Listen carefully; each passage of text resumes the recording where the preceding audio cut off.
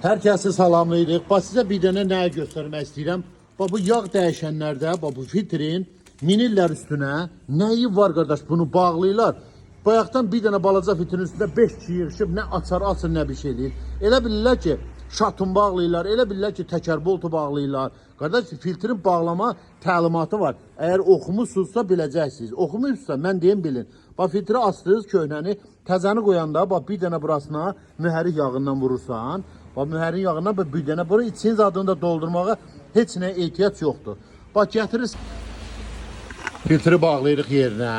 Bax filtri bir dəfə bax belə eləyirsən, filtr dəydi bura, düzdür? Baba, aha, все qutardı.